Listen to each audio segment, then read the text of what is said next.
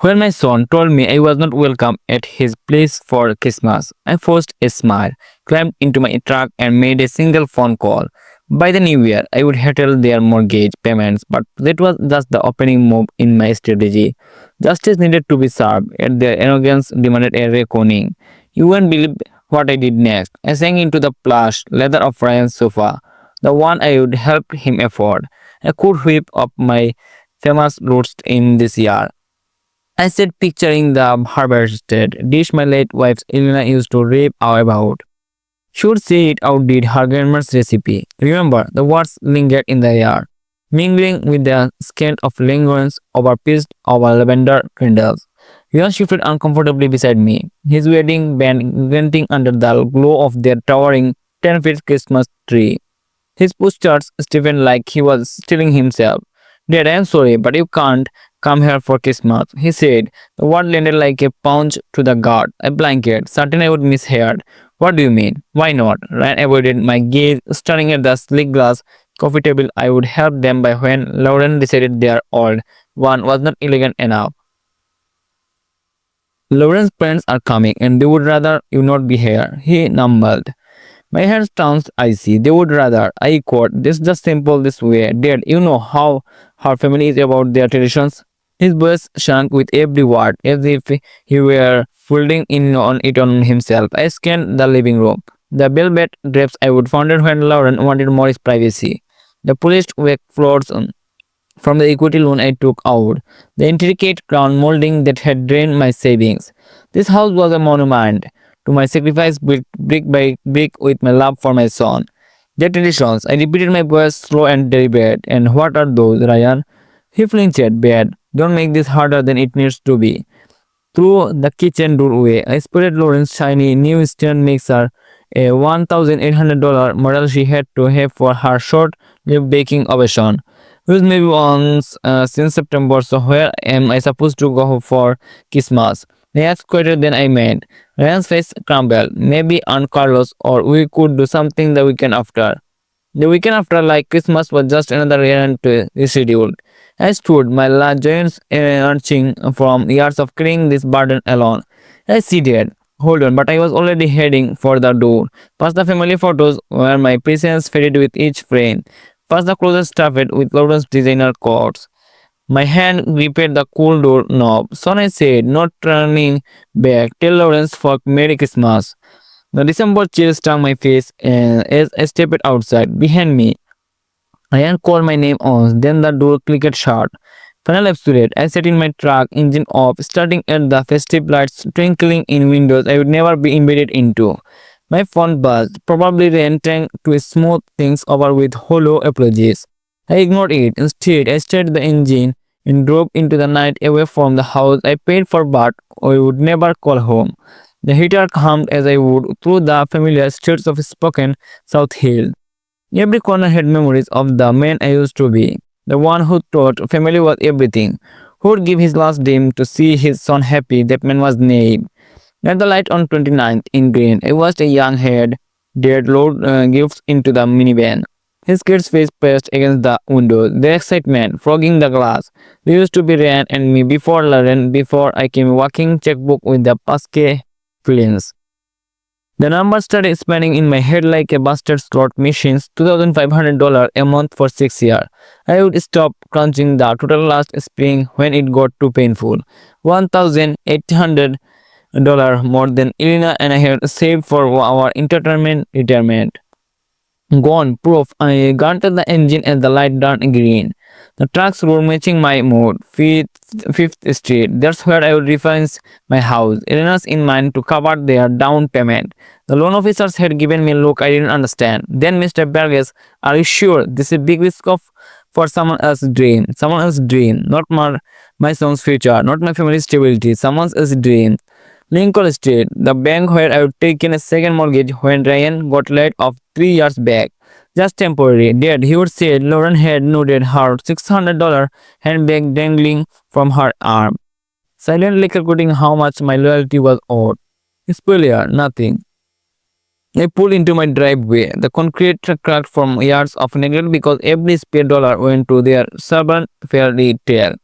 The porch light flickered, another fix I couldn't afford. Inside my house felt empty without Elena's warmth. Without the family gatherings that were now just ghosts, my phone rang as I wrestled with my keys. The sound bunching of the bare walls. Lauren's name lit up the screen, probably ready to lecture me on why I did not fit with her parents' refined tastes. Perfect timing. I would been waiting years of this showdown. Answered on the fifth ring, making her sweet. Tom, she said her voice syrupy with fake concern. I heard about the mix-up with Ryan. Mix-up. I leaned against my kitchen counter, still in my jacket. No mix-up. Lauren, you made it crystal clear I am not welcome. Look, I know it sounds harsh, but you have to see it from my parents' perspective. They are traditional. They wanted certain vibe for the holidays. I could hear shopping bags crinkling, probably blowing money that should have gone to their mortgage. My money, a certain vibe, I said. What vibe is that? A pause. There's not used to your kind of food. All that spicy stuff, the loud music. And honestly, from their culture, they expect talk about books, politics, art, and the words hit like a slap. Years of swallowing, their slides, pretending not to notice how they treated me like the help. A kind of food, I said was steady. You mean the inhale days you delivered every weekend when you were broke? The ones you said were better than your mom's. That was different, she snapped. We are grateful then, but now with my parents, now I am just the embracing Mexican who does not fit at your fancy table. Her sweetness vanished. Don't make this about race. Tom, it's about class. My dad has a PhD from Gonzaga. My mom speaks three languages. They vacation in Spain. What do you bring to the table? Stories about installing drywall, head surgery in my chest, but I keep my cool. I built a business from scratch after illness dad passed. I would be employed 60 people. I would pay more taxes than your dad earned in a decade. Money is not everything. She snarled. Reading matters, education matters. Elena knew her place better than you do. The line went silent. She would cross a line did not know existed until the trample it. What did you say about my wife? She knew how to stay in the background. Lauren said she did not cause trouble. She understood some spaces were not too for her. My grip on the phone tightened. Elena had more gaze than your entire family will ever dream of. Please, she scoffed. She was a maid who got lucky. At least she needed to keep quiet. Lauren, I said, my voice slow and unfamiliar. Listen carefully. This conversation is done. We are done playing family. You can't just. We are done. I hung up, setting up the phone down with the steady hands. The kitchen felt lighter, like a fog had lifted. I pulled out the folder I had ignored for months. Then statements, loan documents, years automatic transfers that had drained me dry. Time to stop the hemorrhage. The papers spread across my table like a crime scan. 6 years of bank statement, each showing $2,500 spent of every month. Alleges of my own foolishness.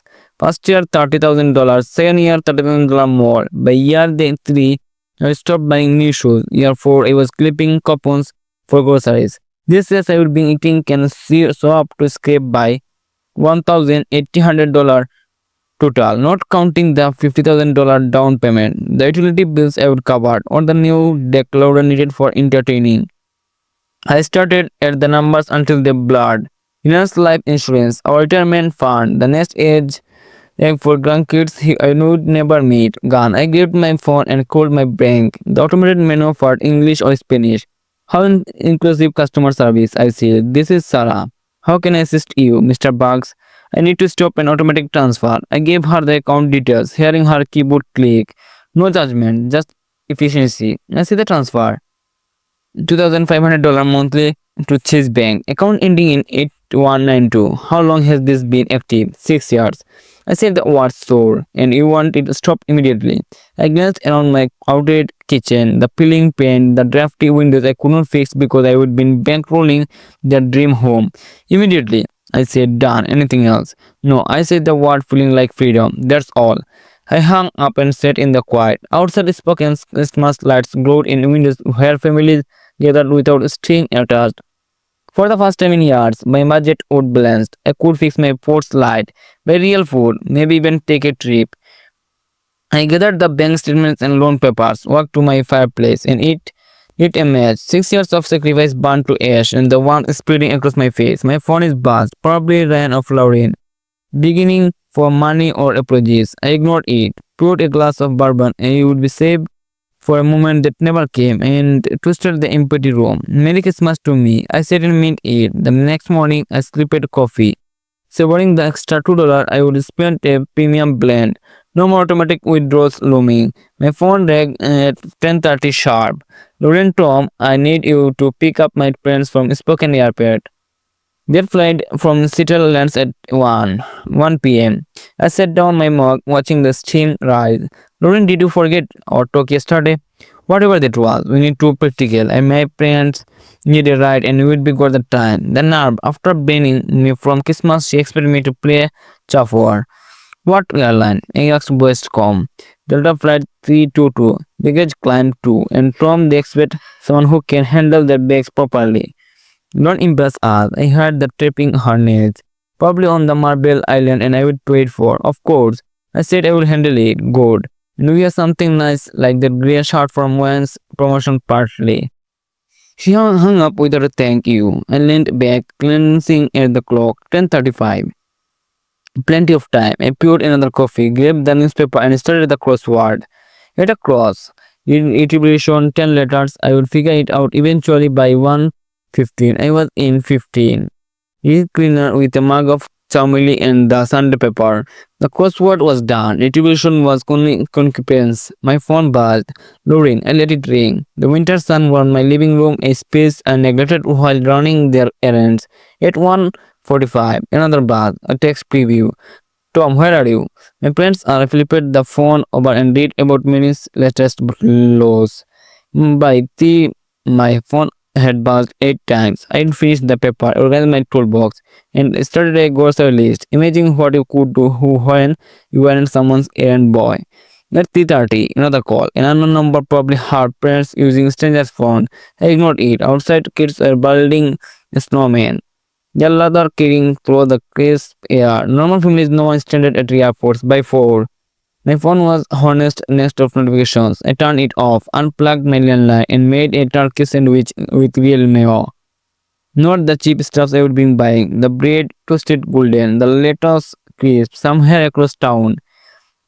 3 people were probably bickering over cab fare, wondering how their personal driver dared to ditch them.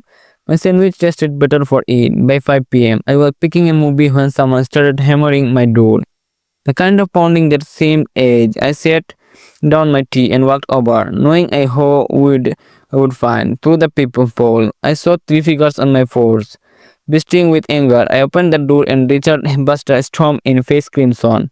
What's wrong with you? He blew, shoving past me. We waited at the airport for hours. Margaret floored her perfect bob frizzle, her eyes blazing. This is outrageous. Tom utterly deplorable. Lauren trailed behind the cashmere coat crest. Mascara smudged. He humiliated us. Get out of my house, I said, my voice cutting through their fury. They froze, stunned by my tone. Excuse me, Richard's face darkened. I don't get to call the shots after what you pulled. This is my house, I said, holding the door open. And I want you to now. Margaret stepped forward, her voice icy. You don't grasp in gravity of your actions. Tom, my husband knows people in this city. Influential people. You can't treat us like this and walk away. This was a lesson, I said, meeting her. Stare about your arrogance and how you treat people you think are beneath you. Lauren gave a lesson. Who are you to teach anyone anything? You are nothing and someone who is done being our ATM and errand boy. I said, lessons over, leave. Richard pointed a fingers at my chest, not daring to touch me. You had no idea who you are dealing with. I would be got connections. People who can make your life hell. Is that a threat, Mr. Buster? It's a fact. He gold. You think standing us at airport had no consequences. You will see. Marigan's smile was rather sharp. Actions have very aspirations. Tom, public ones. Lauren tugged her father's arm. Dad, let's go. This loser is not worth it. They stormed out, but Richard turned back. You will regret this. I locked the door behind them. The click satisfying. Through the window, I watched their rental car peel away, still blinking. The house felt cleaner, but their threats lingered. Public repercussions. Connections. I picked up my tea and the warmth grounding me. For the first time, I felt a flicker of worry, but it was drawn out by something stronger. Resolve. 3 days later, I was sipping coffee when I saw my face in the spoken chronicle, page 4. The story read. Local contractor leaves elderly couple stranded at airport during holidays rush. The photos was all from my business website. Richard and Margaret, destined visiting for Christmas, were allegedly abandoned at Spokane International for hours freezing. Condition after I failed to pick them up. We called repeatedly. Richard was quoted. Tom never answered. We had to take $50 cab in dangerous weather. Dangerous weather, it was 50-degree and clear. The article by Linda Harper, lifestyle columnist, painted me as an unhinged learner with a history of unreliable behavior. No mention of their Christmas snub or years of mocking of me. Just me, the heartless jerk who dished on vulnerable seniors. I read it twice, my anger rising. Richard had used his old banking times to plant this hit page. Clever, in a small city like Spokane, reputation was currency and they just tried to bankrupt mine. I set the paper down, my mind shifting to strategy. This wasn't about airport rides or holiday dinners anymore. This is why I opened my laptop and dug into their digital footprints. Richard Baxter from Bank BP, Spokane Golf Club member, board members of the Northwest Business Alliance. A man with a fragile ego and a lot of flaws. Margaret's social media was a shrine to her perfect life. Glass Lake House vacations caption living the dream. All propped up by money. Lauren's posts were ours, photos of our kitchen, my dream. Check-ins in a steakhouse when I would pay their electric bill. A post about our Christmas hosting skills. No mention of me. Ryan's LinkedIn was in jackpot. A new connection, Lender Harper, the article's author. I dug deeper. Richard shared two mutual contacts with leaders editor at the Chronicle. The story was a setup, a calculated strike, but they would made three mistakes: underestimating me, going public, and leaving a digital trail of their hypocrisy.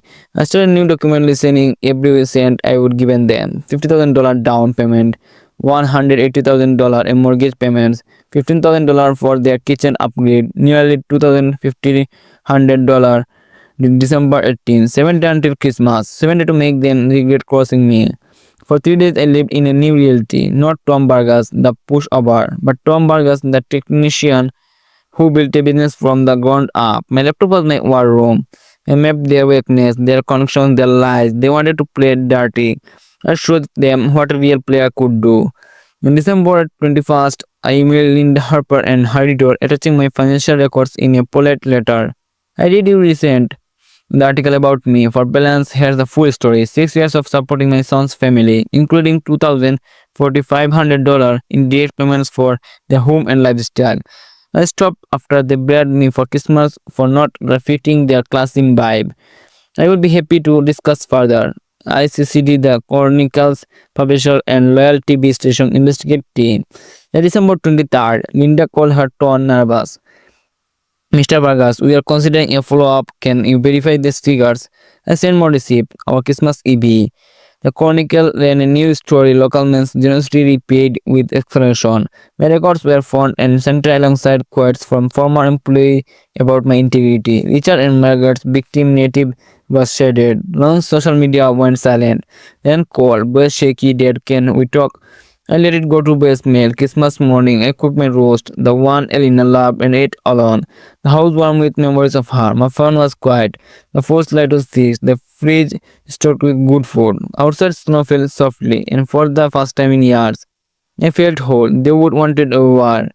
I would give them a lesson they would never forget.